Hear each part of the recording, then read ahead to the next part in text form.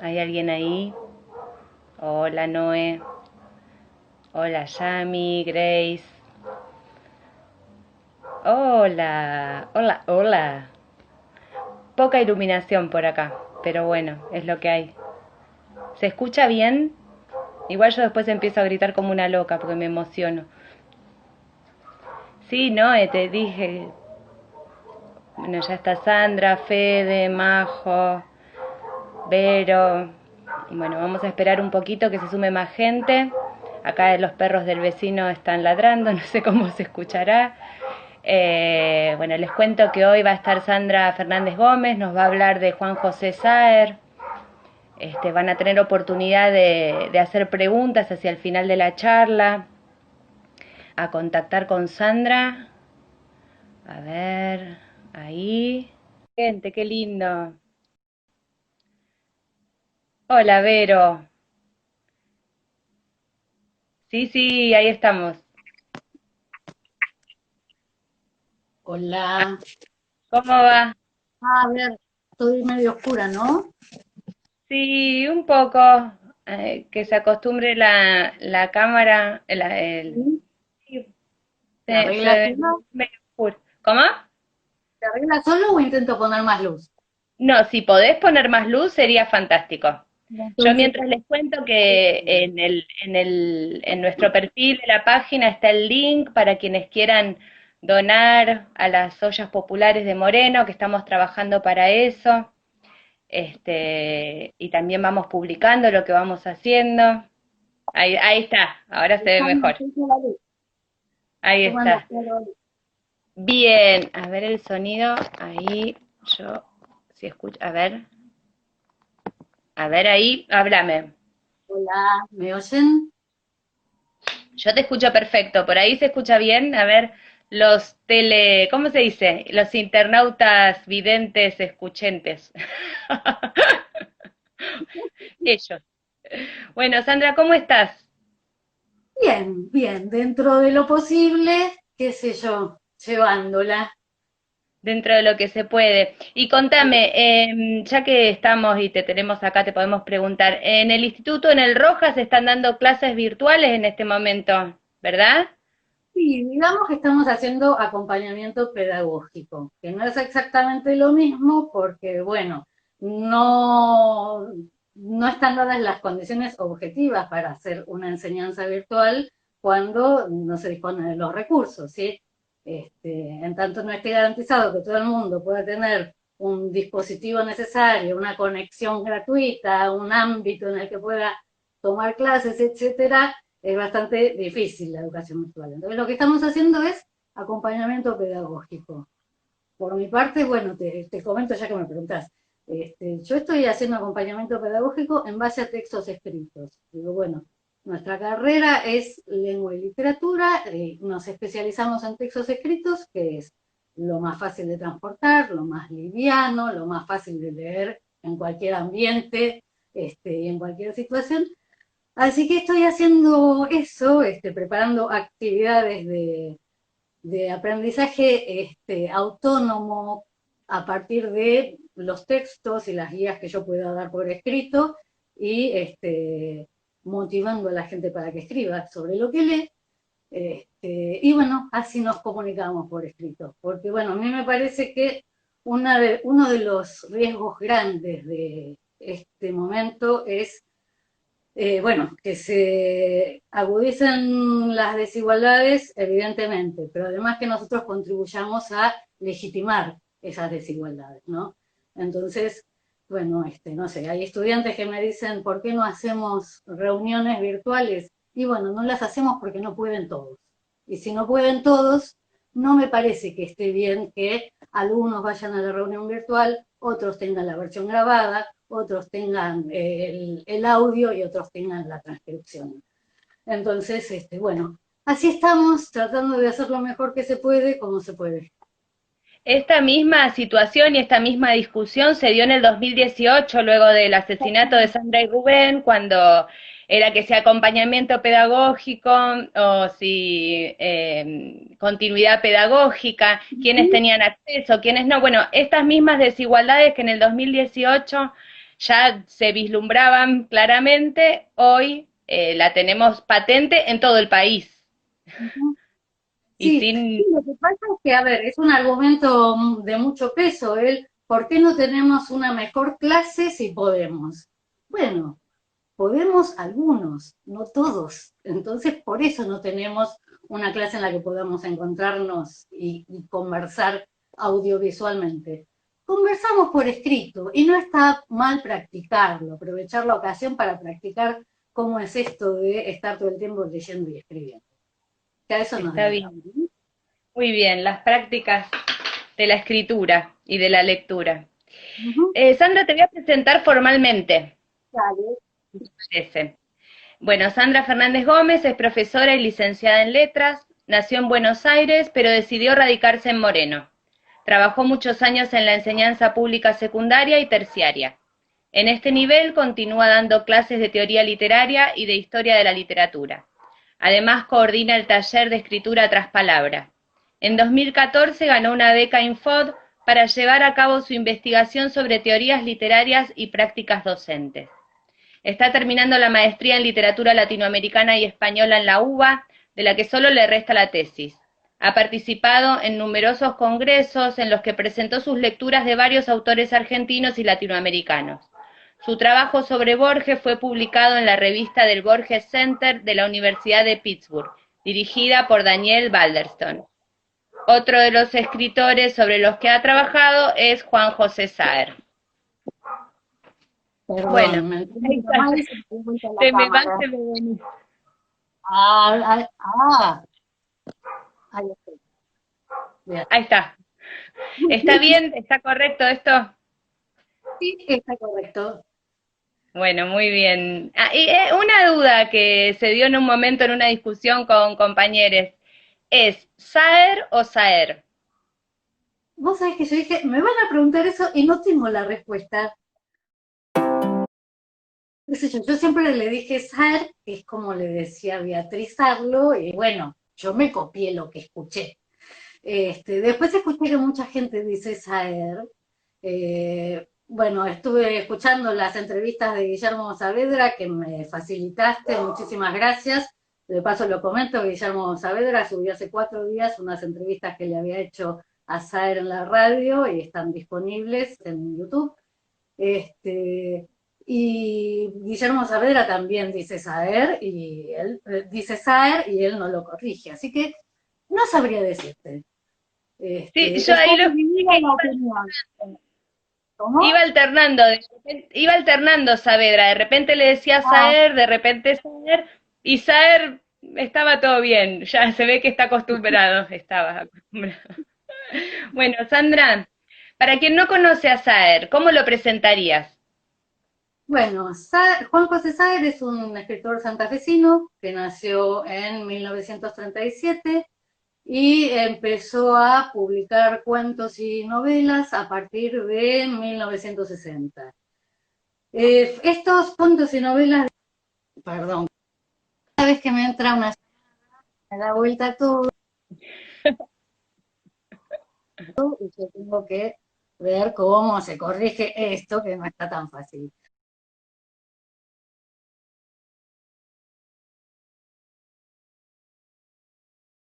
No está tan- Eh, bueno, ¿hay alguna manera de bloquear el teléfono? Y le avisé a mi abuela, que es la que siempre me llama, que no me llame. Esperemos que dejen de entrar mensajes por un rato. Bueno, decía, los cuentos y las novelas de Saer, bueno, tienen varias particularidades de las cuales a mí me interesaría marcar tres, que son, por un lado, la creación de un universo ficcional que excede los límites de cada libro. En las novelas y los cuentos de Saer reaparecen algunos personajes y suceden en los mismos lugares o en lugares similares, entonces hay como una sensación de unidad de toda la obra que se da por esta reaparición de un grupo de personajes y la insistencia en determinados lugares. Eh, Esto en primer lugar, después lo desarrollaría un poquito si hay tiempo. Por otro lado, el lugar destacado que tiene la descripción en la narrativa de Saer, que bueno, es una descripción muy trabajada, muy detallista y que bueno, creo que tiene algunas particularidades en cuanto a las funciones y los sentidos que generan en los textos. Y en tercer lugar, la experimentación, el hecho de que cada una de las novelas es completamente diferente de las otras.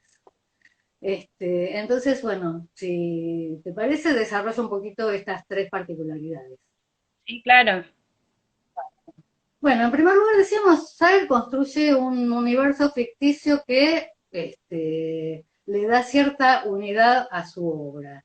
En este universo hay un conjunto de personajes como Tomati, los hermanos Garay, Héctor, Barco, Layo, Elisa, Washington, Marcos Rosenberg, entre muchísimos, que aparecen en diferentes textos, a veces como protagonistas, a veces como secundarios, a veces se los menciona, pero que generan esta ilusión de que los personajes de Saer existen más allá de cada uno de los libros, ¿no?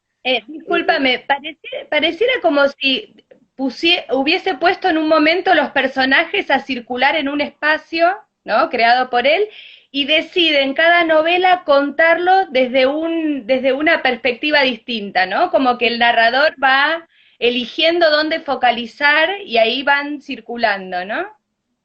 Sí, sí, sí, sí, no sé si es tan sistemático, ¿no? Pero sí, hay una cuestión de que ninguno es protagonista. Uno podría decir, bueno, Tomatis aparece en casi todas, sí, se ha hablado de Tomatis como alter ego de Sire y qué sé yo.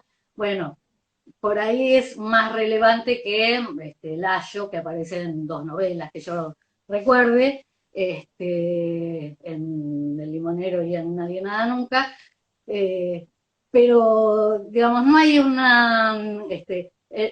los relatos pueden ser protagonizados por cualquiera de estos personajes. Digo, bueno, por ahí Layo no es un personaje tan importante como Tomatis, porque Tomatis aparece más, pero Layo es protagonista en El Limonero Real, ¿sí? Aunque Claro. su participación en el resto de las ficciones sea mínimo. Entonces, bueno, crea ese universo ficticio, ¿sí? Que le da cierta unidad a su obra. Eh, esta, esta técnica de hacer que los personajes reaparezcan de texto en texto, bueno, viene desde Balzac, ¿sí? Balzac la usaba a principios del siglo XIX, en la primera mitad del siglo XIX, como para dar un efecto de realismo a sus textos. Balzac se proponía escribir una comedia humana que representara toda la sociedad en todos sus diferentes estamentos, tipos sociales y demás. Entonces, bueno, Balzac escribió cerca de 100 novelas para hablar de los burgueses, los nobles, la vida en la provincia, la vida en París, la vida en el campo, la vida en la ciudad, etcétera. Y en Balzac esto tiene, decíamos, una pretensión realista de representación de lo social a través del despliegue de esta ficción que le da consistencia a los personajes más allá de los textos. Eh, pero en Saer, bueno, el realismo está siempre cuestionado. Saer siempre trabaja en tensión con el realismo como apropiándose de algunos de estos procedimientos, pero al mismo tiempo poniéndolos en cuestión. Por un lado, bueno, las novelas de Saer no pretenden dar cuenta de una realidad total, sino que se restringen a un ámbito geográfico bien delimitado, va, más o menos delimitado, que es la zona. El primer libro de Saer se llama En la zona, y desde allí más o menos la crítica conviene en llamar la zona a este lugar donde suceden los textos, donde se mueven los personajes de Saer, que sería la ciudad de Santa Fe, que nunca se menciona, ¿sí? Yo al menos en todo lo que leí de Saer nunca he encontrado que se dijera ciudad de Santa Fe, Sí se mencionan las calles, los edificios, los monumentos, los bares, los hoteles, o sea, es una ciudad absolutamente reconocible, pero cuyo nombre no aparece. Eh, y los alrededores de la ciudad de Santa Fe, fundamentalmente la costa, Rincón y Colastiné. Entonces, bueno, estos personajes se mueven en este ámbito restringido, este, y esta, y esta restricción geográfica que tiene la literatura de Saer funciona inclusive para las ficciones que se alejan mucho en el tiempo, en las cuales ya no participan Tomatis, Layo, Marcos Rosenberg y demás, ¿no? Tiene, bueno, de las ficciones lejanas en el tiempo, una es La Ocasión, que transcurre en el siglo XIX, tiene como protagonista a un europeo que se establece en una hacienda en los alrededores de la ciudad de Santa Fe. Entonces, bueno, cuenta sobre la vida de este personaje en la zona, ¿sí? Es otro tiempo, pero es la zona y en todo caso es un relato que de alguna manera da cuenta, parecería ya estoy entrando con un prejuicio realista. Este, Figura de alguna manera la inmigración en su doble vertiente de este europeo que hace negocio trayendo un montón de inmigrantes a cambio de tierras, es decir, los que se enriquecieron con la inmigración y los inmigrantes que vienen a trabajar con una mano atrás y otra adelante y no saben cómo sobrevivir. Bueno, esta es una de las ficciones que se aleja en el tiempo, pero permanece en la zona. La otra ficción que también permanece en la zona es El Entenado, que se remonta hasta el siglo XVI. ¿Sí? Char inventa bueno, supuestamente la historia del grumete es más o menos verídica, la encontró en alguna crónica, pero bueno, se trata de un grumete que viene con una expedición española y cuando la expedición está remontando el río Paraná son atacados por una tribu, los Colastiné, que masacran a la expedición española y dejan con vida, llevan prisionero a este grumete que convive durante 10 años con los Colastiné y también dentro de la zona, ¿no? Es decir, también 4 siglos antes, pero en el mismo lugar. Y también si le queremos encontrar el sentido en esta figuración de la zona y de la historia de la zona que hace Saer, lo que narra es el exterminio de esa etnia que, bueno, según leí, los Colastinés fue una etnia que existió en Santa Fe y que fue examinada por los españoles.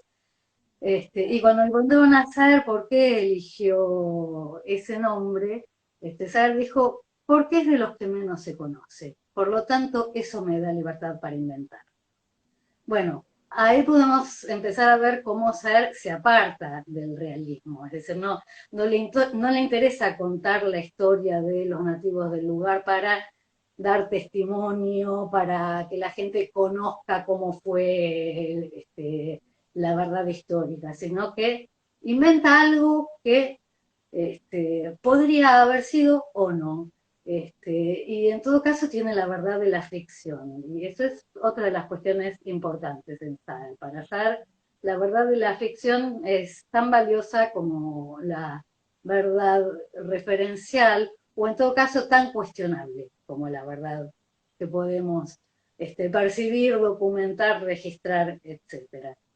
Porque Y bueno, discúlpame, ¿no? Y este personaje que todo el tiempo va notando eso, porque él mira con ojos extranjeros a estos nativos que hablan distinto, que perciben la realidad distinto, y él empieza como a mirar a partir de que está con ellos, empieza a mirar esta realidad desde este otro lugar, ¿no? Puede empezar a correrse y a mimetizarse de alguna manera con ellos, ¿no? Entonces, digo, la discusión, o sea, la tensión sobre la realidad es más intensa aún, digamos. Sí, sí, tal cual. Sí, sí, él mira con ojos extrañados, pero al mismo tiempo intentando comprender y no juzgando, ¿no? Porque bueno, apenas llega es testigo de lo que hacen con sus compañeros de expedición. Y, bueno, no es spoilear, la tribu es antropófaga, entonces preparan un banquete con los españoles. Y él, bueno, participa horrorizado desde lejos, pero sin juzgar moralmente. Y Ujú. eso me parece notorio, ¿no? En SAR no hay juicios morales, no hay la facilidad de esto está bien, esto está mal. ¿Sí? Lo mismo, bueno, podemos pensar en cicatrices, que en última instancia es la historia de un femicidio. Pero bueno, lo que le interesa hacer no es mostrar que el femicidio está mal. Ya sabemos que el femicidio está mal. Lo que le interesa es encontrar la manera de narrar eso. Eh, bueno, retomo un poquito por donde lo que había Perdón, yo porque hablado. me quedé. Eh, ah, no, porque tiene que ver con la cuestión que iba a señalar sobre el trabajo que hace Saer con la descripción y con todo lo que tiene que ver con la percepción, ¿no? Que por ahí se relaciona con lo que vos señalabas de esta mirada extrañada, y que al mismo tiempo no juzga, no conceptualiza, no trata de comprender demasiado rápido, ¿sí? Bueno, decíamos que los textos de Sartre son muy descriptivos. En cualquier texto de Sartre podemos ver este trabajo meticuloso que hace con la descripción. Cada paisaje, cada objeto, cada acto aparece detallado de un modo que tiende a lo exhaustivo, ¿no? Como si quisiera agotar todo lo que se puede decir acerca de eso. La descripción también, en principio, es un procedimiento realista que intenta dar una certeza acerca de un supuesto referente, ¿no? Pero otra vez lo que Saer hace con la descripción no tiene que ver con crear una ilusión realista, sino más bien tensionarla, porque la acumulación de detalles en Saer no hace que uno adquiera mayor certeza en que hay un referente de eso que se está describiendo, sino al contrario, como señalaron muchos críticos, lo que hace es señalar una especie de irrealidad de eso que se describe, más que certificar la realidad. Este, bueno, por un lado hay un trabajo con la percepción muy agudo, que también tiene que ver con la formación de Saer con relación al cine. Él Mm. participó en la Universidad de Cine, perdón, en la Universidad Litoral enseñando cine. Bueno, participó en varios documentales y películas.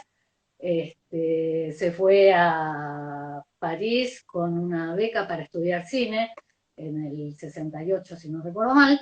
Y bueno, tiene una formación como cineasta que es bastante evidente en su manera de escribir. Por ejemplo, en cómo maneja la luz.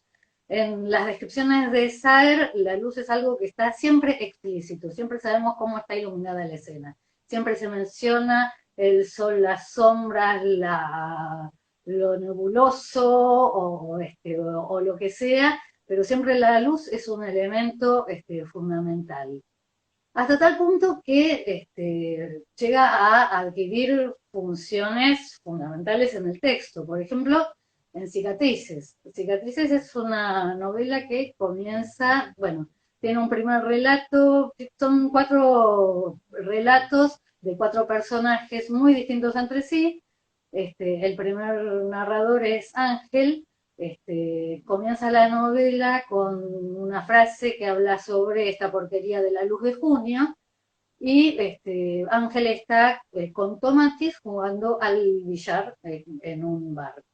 Entonces, bueno, comienza describiendo esta porquería de la luz de junio, después se presenta el fluir de la conciencia de Ángel, que se engancha mirando la mesa, observando a Tomatis, pensando qué es lo que estará pensando Tomatis, mira por el ventanal, ve lo que hay afuera, mira de nuevo la mesa, planifica la jugada, qué sé yo, y en medio de una carambola se habla de la claridad de febrero.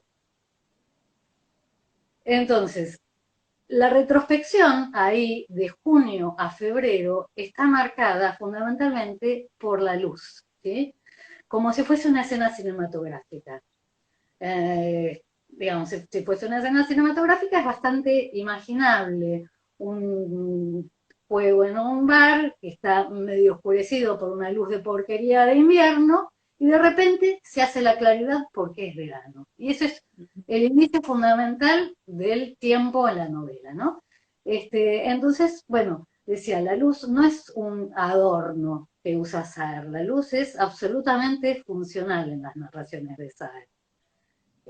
Lo mismo él, la cuestión de qué es lo visible y qué no, también aparece todo el tiempo tematizado, como según dónde esté parado el sujeto va a haber cosas distintas.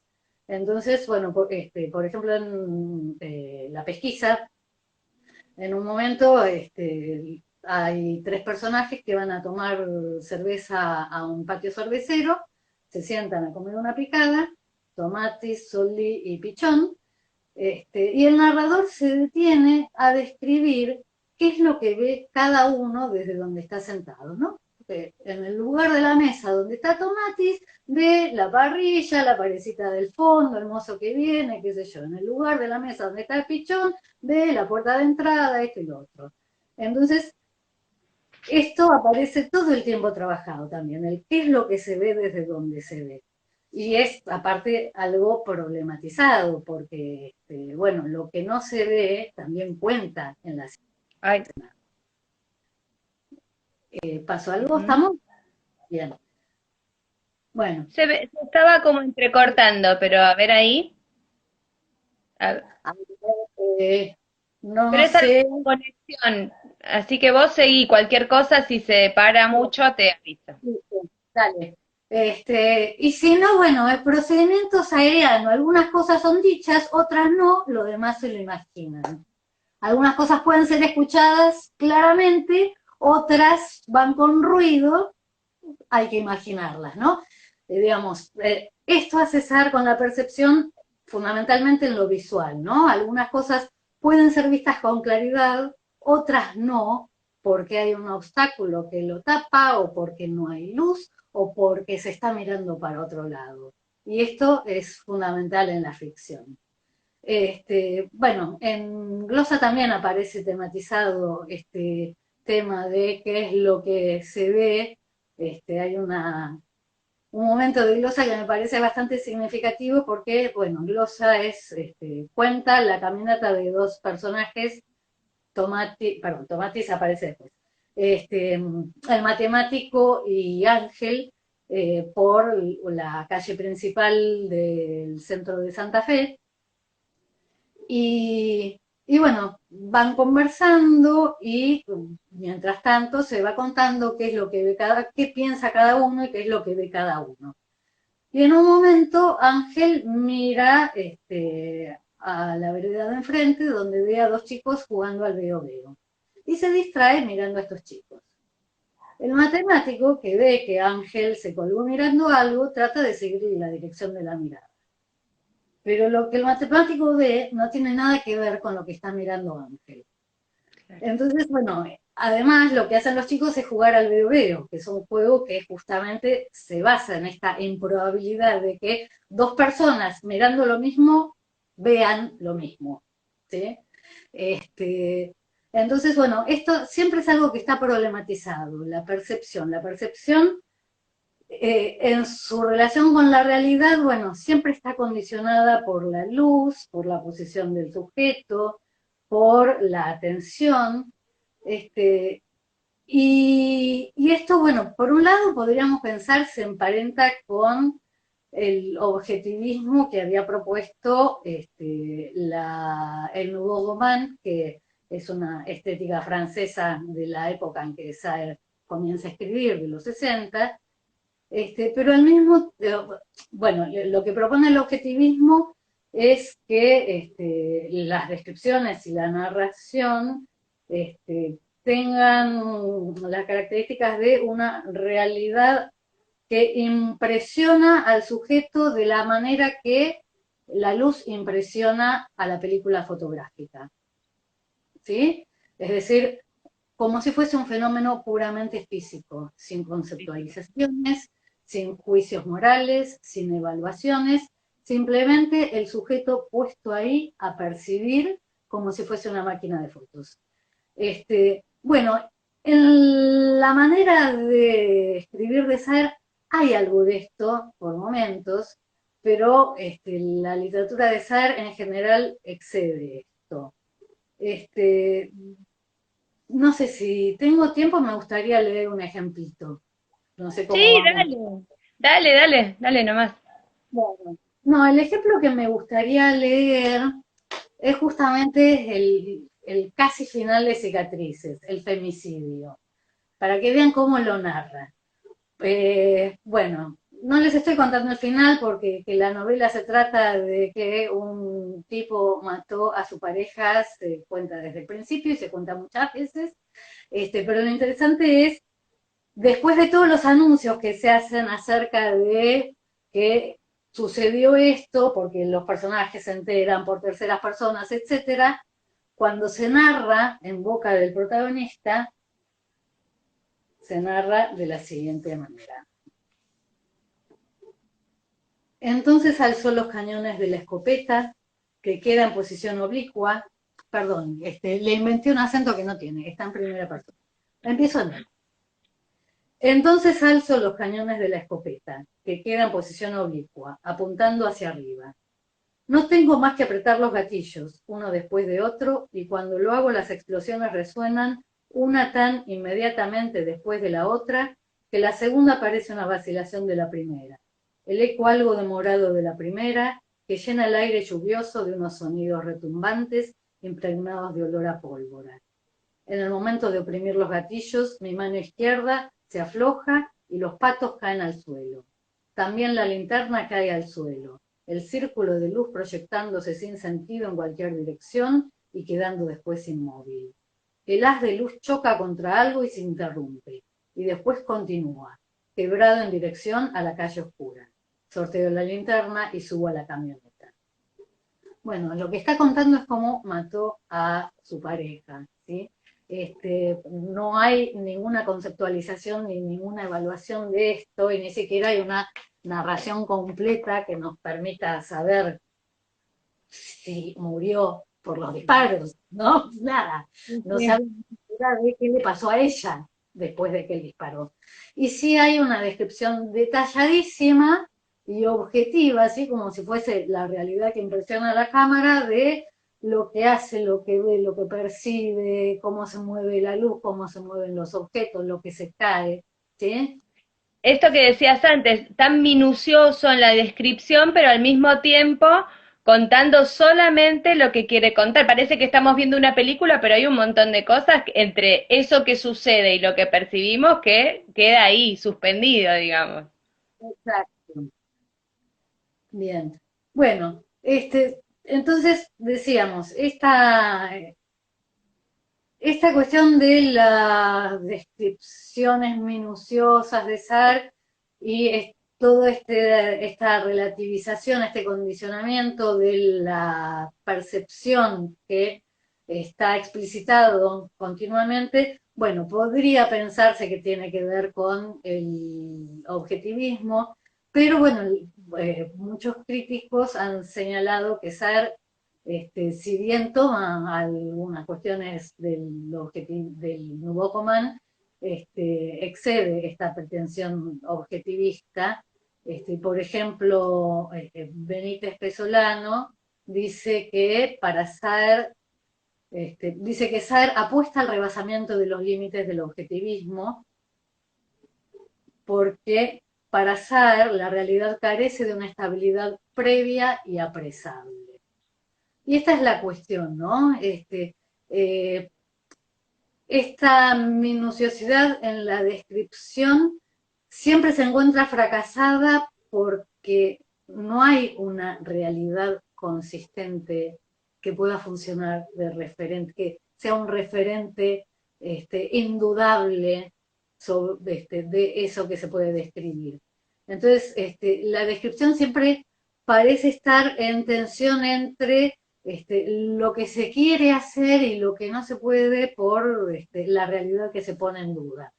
Bueno, lo digo de una manera más clara y más bonita, como lo dice Alberto Giordano, que pensando en Saer, bueno, creó el concepto de efecto de irreal. Dice que lo que busca la literatura de Saer es crear el concepto de irreal. Antes de leer lo que dice Giordano, como para que se entienda un poquito, me gustaría leer un ejemplo de otra novela de Saer. Sí, Dale, tenemos. dale. Bueno, nadie nada nunca. Mm.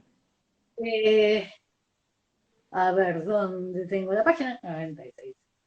Bueno, perdón, ustedes saben, yo tengo muy mala memoria, entonces tengo todo. Tranquila, acá estamos así entre casa. Sí. Bueno, nadie nada nunca es una de las novelas más experimentales de Staer. Aunque la anécdota es muy sencilla, lo que se narra es el encuentro de dos amantes un fin de semana en una casa de playa, en un clima que tiene sus particularidades, que después si tenemos tiempo comentamos un poquito, pero es una narración que reitera y vuelve una y otra vez sobre los mismos episodios, probando variaciones de cómo narrar esto.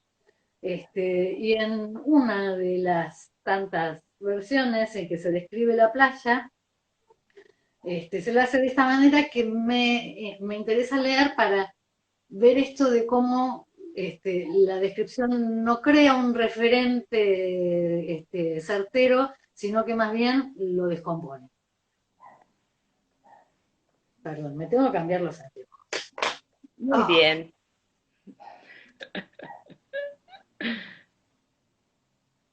dice, el sol arriba, enturbiando de un modo paradójico, más que haciéndolo relucir el cielo, y después, hacia abajo, la gran extensión vacía, hacia el semicírculo de árboles en el medio del cual está como incrustada la casa blanca, el río liso, dorado o caramelo, sin una sola arruga, la isla baja, polvorienta, el espacio amarillo de la playa, parecen atravesados por esas rayas blancas y amarillas verticales, oblicuas, que cambian de un modo continuo de extensión, de ubicación en el conjunto, de lugar, una imagen resquebrajada o descompuesta, más bien, en infinitos fragmentos, no como un rompecabezas, sino más bien como una estampa móvil, que va construyéndose o destruyéndose sucesivamente o a la vez ante la mirada que percibe, sin hacerlas conscientes o sin comprender del todo, continuas las modificaciones. Aquí la acumulación de detalles no contribuye a que uno esté más seguro de ¿De que lo qué? que está viendo es así, sino más bien está diciendo, bueno, y esta realidad se compone y se descompone y está todo el tiempo sufriendo modificaciones. ¿Sí? Este, de paso menciono, lo que leí es una sola oración que tiene 15 renglones. Esta es otra de las particularidades interesantes de Saer. Tiene un manejo de la sintaxis y del ritmo impresionantes. Y tiene una sintaxis con la cual juega mucho entre lo que se complica y lo que se vuelve más sencillo. Entonces, de repente hace construcciones súper sencillísimas y de repente empieza a complicar las cosas con periodos muy largos, muchas oraciones subordinadas y demás, pero siempre tomando en cuenta el ritmo. La prosa de Saer tiene un ritmo casi poético. No sé si mi lectura permitió apreciar semejante cosa, pero está escrito así. ¿Qué ibas a Bueno, y decir? una de las preocupaciones de Saber, por lo menos lo que comentaba en esa entrevista que te linkeé, que te pasé, era esto, ¿no? Hacer, que nunca lo terminó de hacer porque le pareció que era un trabajo muy arduo y le pareció hasta innecesario, pero esto de narrar con poesía, más allá de, o sea, hacer una novela, digamos, en verso. Ujú. Él hizo mucho poema narrativo, pero hizo hacer una novela en verso. Y su prosa es esto, ¿no? Tiene esta cuestión de ritmo, esta cuestión sonora, ¿no? Que uno va leyendo y lo va como frenando y acelerando y entra en un ritmo propio. Así es. Sí, sí. Bueno, y estábamos hablando esto era para ver cómo funciona algo del efecto irreal que describe Giordano. Bueno, leo una cita de Giordano para que se entienda algo. Bueno, Giordano dice que perdón, esto lo digo yo. La descripción detallista no tiene como efecto brindar alguna certeza sobre el referente, sino más bien mostrar lo incierto de aquello que llamamos realidad. Y esto sí lo dice Giordano. Dice, lo irreal no es otra realidad, sino más bien lo otro de la realidad, lo que para constituirse la realidad niega, enmascara, el vacío que es el corazón de nuestras evidencias, el enigma en el que nuestras certezas se fundan. Efecto de irreal quiere decir aparición de ese enmascaramiento, afirmación de esas negaciones. Lo que aparece es que algo se oculta, lo que se afirma es que algo se niega, y ese algo incierto la literatura lo revela en su incertidumbre. Ese algo no es nada, ni siquiera la nada. Entonces, lo que postula Giordano y que me parece una idea muy interesante para leer cómo funcionan este detallismo de Saer, que parece exhaustivo y sin embargo siempre está generando un efecto que parece contrario al realismo. Bueno, Giordano dice, lo que hace es mostrar aquello que la realidad niega. La realidad es nuestra conceptualización sobre lo que Sartre llamaría el magma, la selva tenebrosa de las percepciones o cosas por el estilo, ¿no? A eso que es caótico nosotros le ponemos nombres, conceptos, lenguaje, y creemos que con eso lo ordenamos. Pero lo real sigue siendo incierto. ¿Sí? Sí, Lo que la incierto y literatura de Sartre inaccesible. muestra, perdón, termina. Lo que la literatura de Sartre muestra a través de este trabajo minucioso sería esta incertidumbre que habita en el corazón de la realidad, como en el corazón de nuestras certezas, como dice Giordano. Sí, claro, perdón, te interrumpí. Bueno, a partir de esto, ¿no? Esta sería la poética de Saer. ¿Qué importancia tiene en la literatura argentina? Bueno, digo brevemente, la tercera cuestión que había mencionado tenía que ver con la experimentación. Ah, Este, yo porque porque no, decía, no, no, no quiero que está. me quede Vos me estás corto. apurando y lo haces bien, porque yo me cuelgo y hablo y Dale, hablo. dale, dale, dale.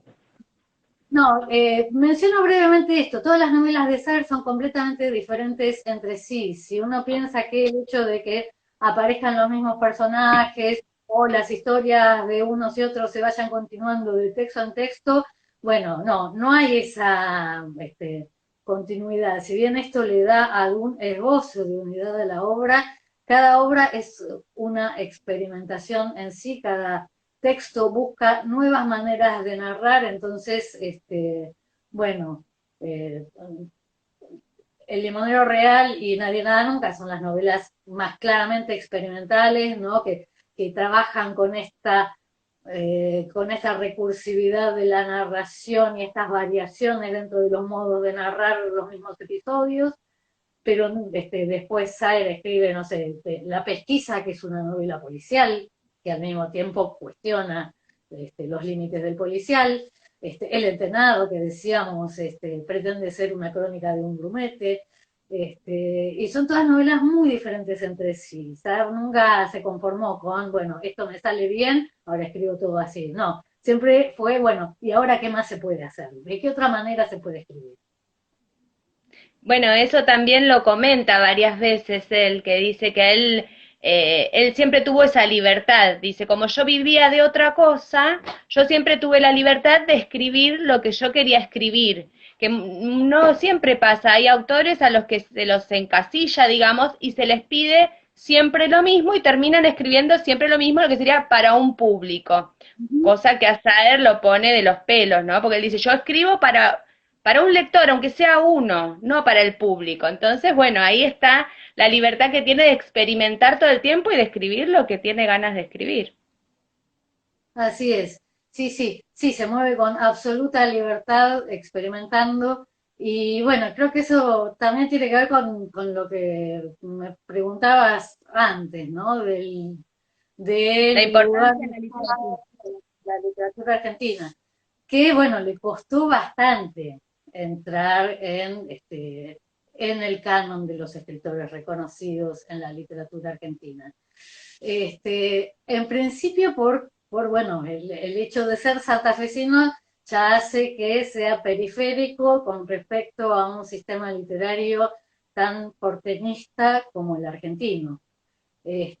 Por otra parte, Saer se fue a vivir a Francia, lo decíamos antes, a fines de los 60, en principio por 6 meses por una beca y después se quedó viviendo en Francia hasta su muerte en el 2005.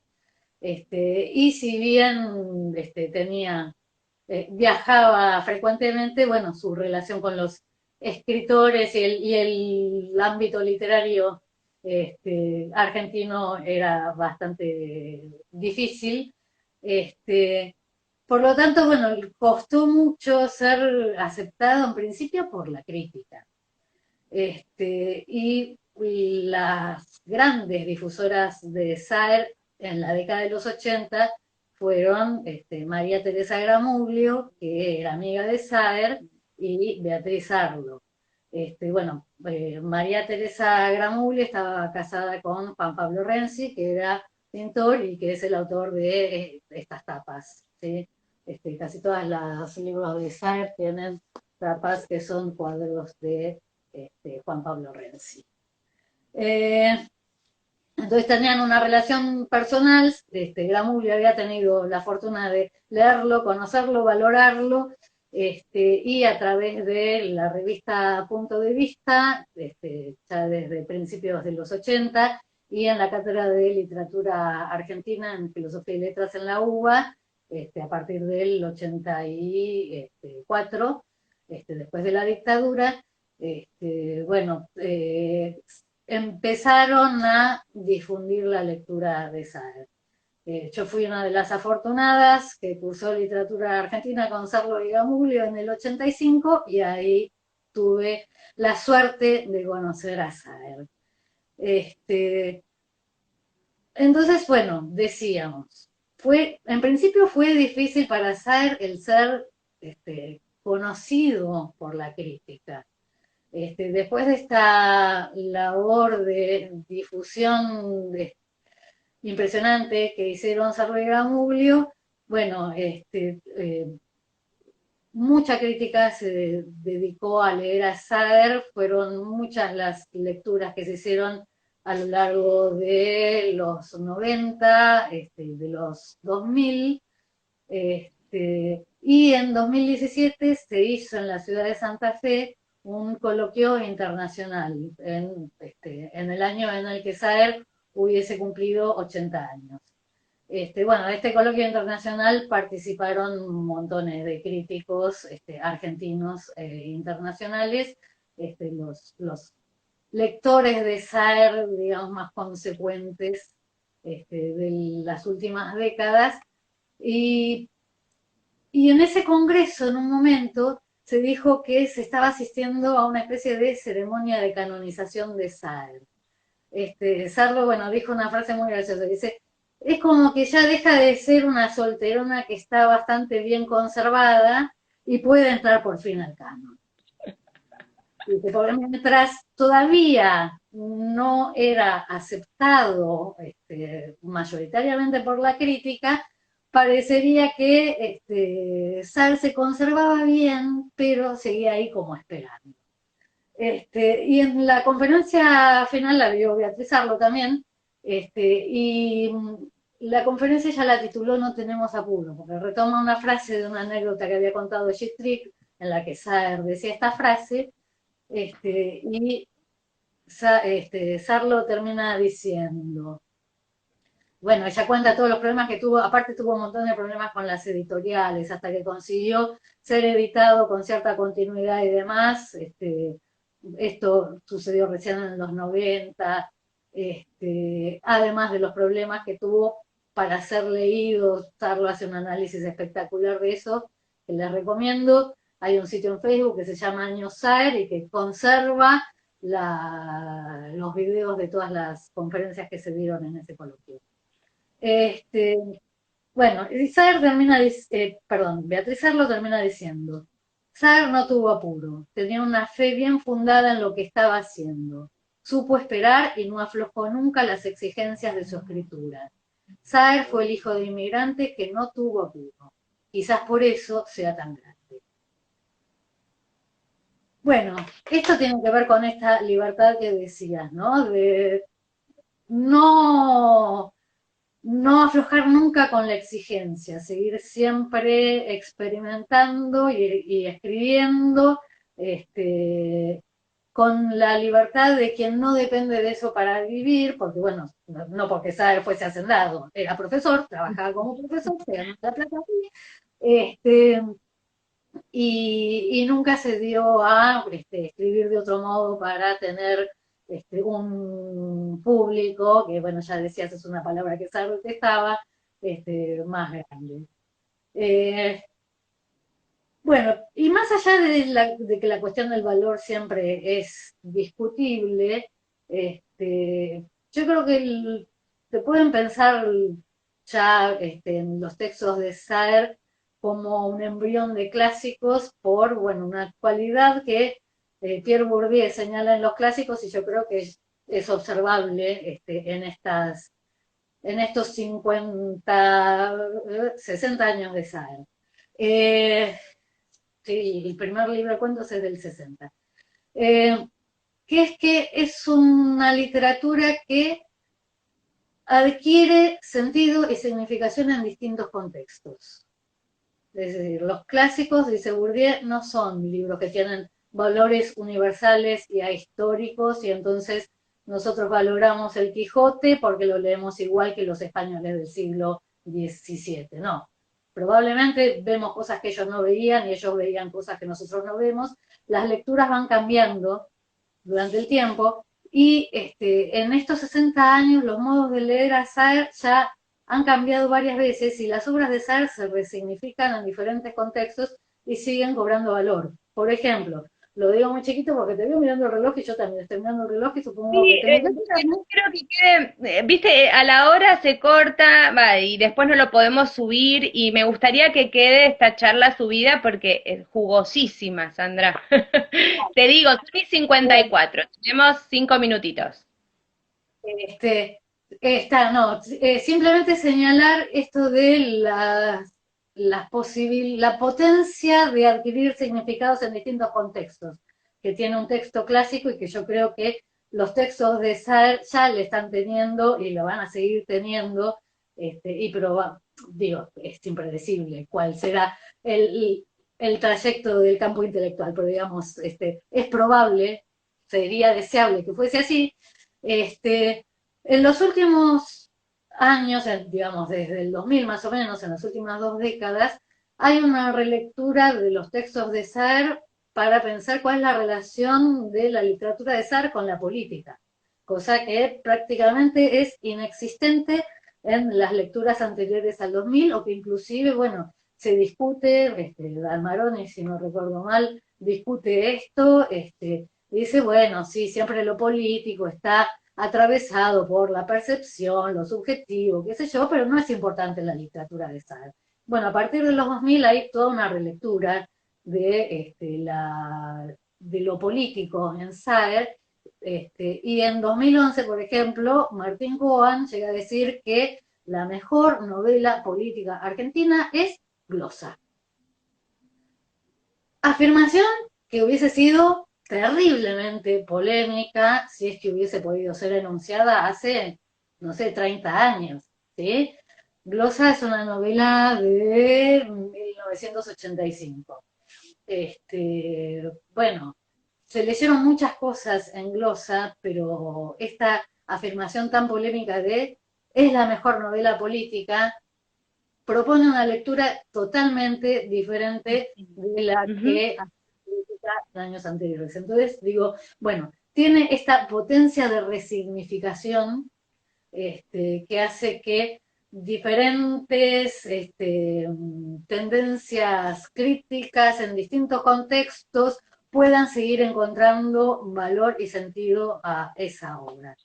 Y además, bueno, la otra cuestión que me parece importante para señalar la importancia de Saer es que dejó una huella fundamental en muchos escritores argentinos, ¿no? Como, bueno, como Alan Pauls, que sé que es de tu agrado, esa Sí, me encanta. sintaxis tan intrincada que tiene Alan Pauls, bueno, creo que la aprende fundamentalmente en Saer.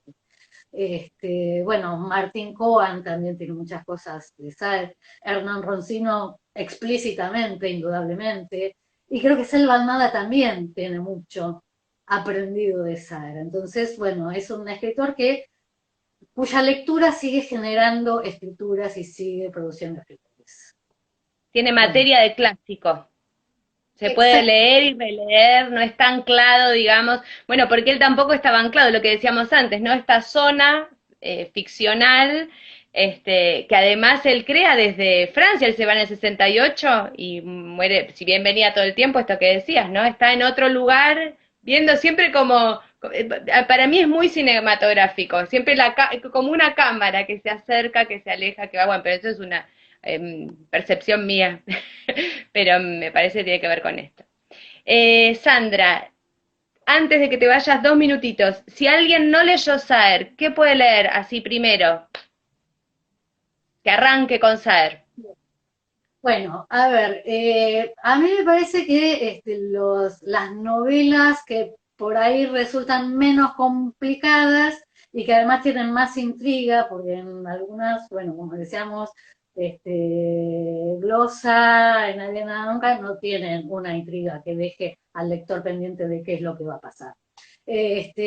Sí, La Pesquisa y el Entenado son dos novelas donde la intriga es bastante fuerte y que por ahí pueden ser interesantes para comenzar una lectura de Saer, porque, bueno, son novelas atrapantes en el sentido sairiano, y también se pueden observar todas estas cuestiones que mencionábamos del trabajo con la percepción, el efecto de irreal, la conciencia y demás. Y si quieren empezar con algo más cortito, con un cuento, bueno, el que se me ocurre es Sombra sobre un vidrio esmerilado, que también es como toda una tematización de qué es lo que se puede ver, de qué modo se puede ver, qué es lo que se oculta, qué es lo que se dice y qué es lo que hay que adivinar.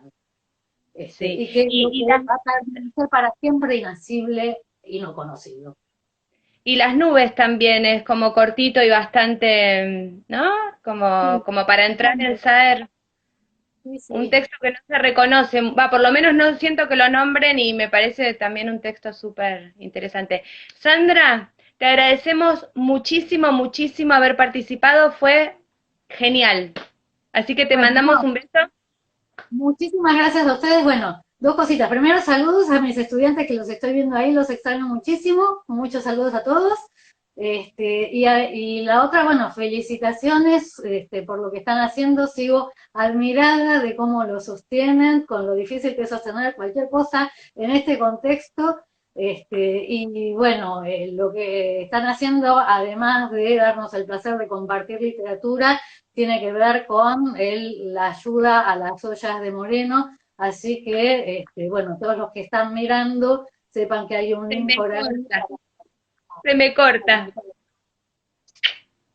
Gracias, Sandra, te queremos mucho.